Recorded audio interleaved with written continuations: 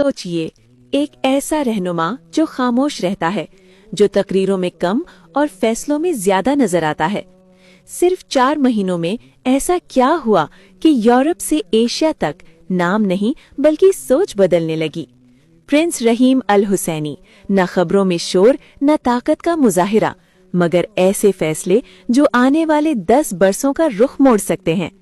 और असल सवाल ये नहीं कि वो कहाँ गए, असल सवाल ये है कि अगले 2 महीनों में वो क्या करने वाले हैं। अस्सलामु अलैकुम और या अली मदद सामईन व नाजरीन, आप सुन रहे हैं इस्माइली तारीख का अहम पॉडकास्ट। मैं हूँ सनम बानो और मैं हूँ अमान सागर।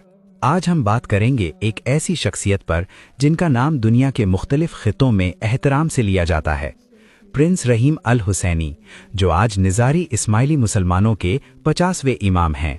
अमान, आज हम सिर्फ तारुफ नहीं करेंगे बल्कि पिछले 4 महीनों में प्रिंस रहीम अल हुसैनी कहाँ गए, क्या क्या इक़दामात उठाए और आने वाले 2 महीनों में उनका मुमकिना लाहे अमल क्या हो सकता है, इसी पर तफसील से गुफ्तगू करेंगे। बिल्कुल सनम, जब फरवरी 2025 में उन्होंने इमामत की जिम्मेदारी संभाली तो दुनिया भर की नजरें उन पर आ गईं, क्योंकि ये सिर्फ एक रूहानी मनसब नहीं बल्कि एक आलमी जिम्मेदारी है। क्योंकि ये जिम्मेदारी रसूलुल्लाह ने अहले बैत अलैहिस्सलाम को दी गई है।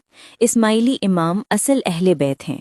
पिछले 4 महीनों की बात करें तो सबसे नुमाया पहलू ये है कि प्रिंस रहीम अल हुसैनी ने खामोशी मगर मजबूत हिकमत अमली के साथ अपनी क़यादत को आगे बढ़ाया। जी हाँ, वो यूरोप और मशरिक़ वस्ता में मुख्तलिफ मुलाकातों में नजर आए।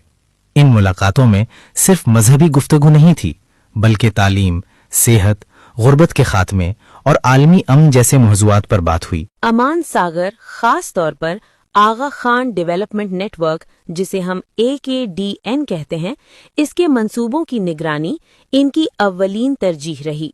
ये नेटवर्क दर्जनों ममालिक में स्कूल, अस्पताल, देही तरक्की और माहौलियात के मंसूबों पर काम कर रहा है।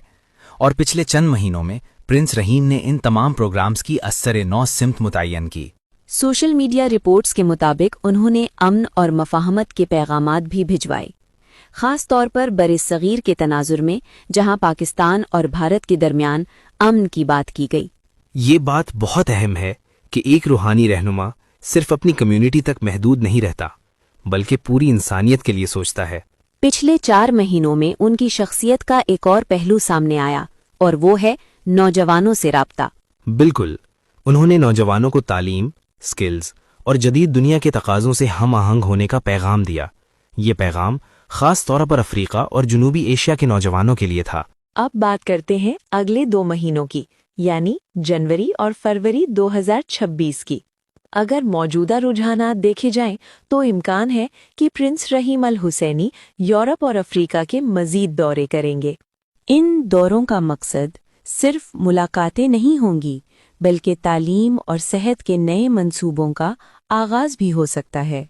एक और अहम इम्कान ये है कि वो आलमी अमन के मौजू पर कोई बाज़ाब्ता खिताब करें जिसमें मुख्तलिफ मज़ाहिब और सकाफ़तों के दरमियान हम आहंगी पर जोर दिया जाए।